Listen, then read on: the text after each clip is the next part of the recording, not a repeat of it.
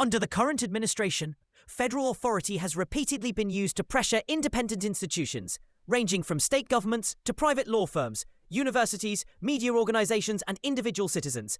This report systematically examines instances of such pressure, detailing factual developments while preserving all original names and case specifics.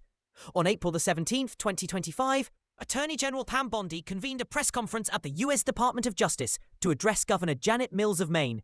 Bondi announced that after exhausting every other remedy, the department would withhold federal education and sports grants and file suit to compel Maine to ban transgender athletes from school competitions. Bondi stated, "We tried to get Maine to comply. We don't like standing up here and filing lawsuits," underscoring the administration's intent to enforce its policies by leveraging fiscal authority. At the same time, the administration's public rhetoric on sports legitimacy contrasts with private investments by senior figures. On April 16, 2025, financial disclosures revealed that Donald Trump Jr., Chris Buskirk, and Omid Malik's firm 1789 Capital joined a consortium funding the Enhanced Games, a proposed international competition explicitly permitting certain performance-enhancing substances. This development raises questions about consistency between the administration's public positions and its affiliates' private financial interests.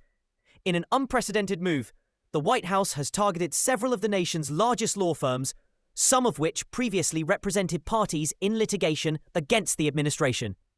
Through an executive order, the administration has directed these firms to provide an aggregate of $1 billion in pro bono legal services to federal agencies. 9 firms have complied, securing continued access to other federal contracts, but prompting debate over the ethics of privately held firms yielding to governmental pressure in exchange for financial stability.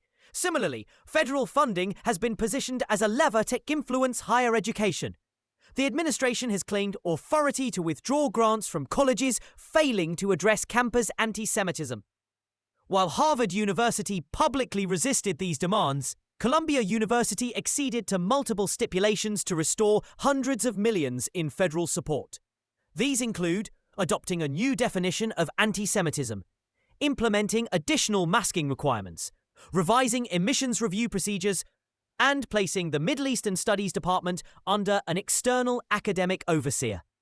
Media conglomerates have also faced legal and financial pressure.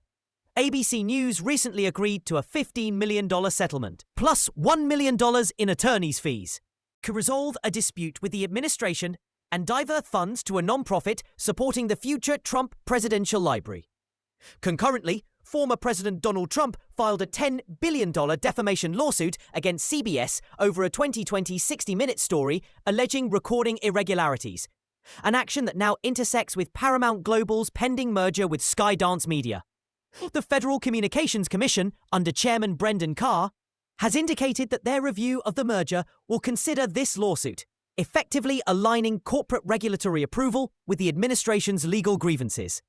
In a separate episode, President-elect Trump initiated litigation against the Des Moines Register and pollster Ann Selzer over a pre-election poll that projected him trailing Vice President Claire Harris in Iowa.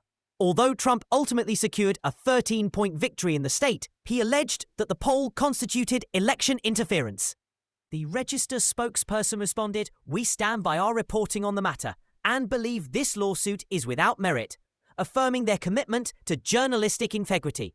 Beyond institutional targets, individual citizens have been subject to federal action.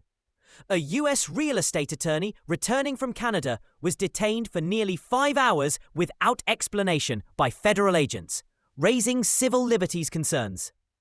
The attorney and his spouse have announced plans to pursue legal action against the detaining agency, underscoring the potential personal impact of broad enforcement tactics. Reports also emerged of immigration and customs enforcement agents seeking access to elementary schools in the Los Angeles Unified School District to locate undocumented students. School principals barred the agents, preventing enforcement on campus and highlighting a clash between immigration enforcement policies and the principle of safe educational environments. From state governments to private firms, academic institutions, major media outlets, and individual citizens, a pattern emerges of coercive tactics employed under the guise of policy enforcement. These actions have prompted legal challenges and public concern about the balance of power between the federal government and independent entities. The resilience of democratic institutions, the integrity of professional ethics, and the protection of individual rights all face critical tests in this climate. As these cases progress through the courts and public discourse, the ultimate measure of governance will remain its adherence to the rule of law and respect for institutional autonomy.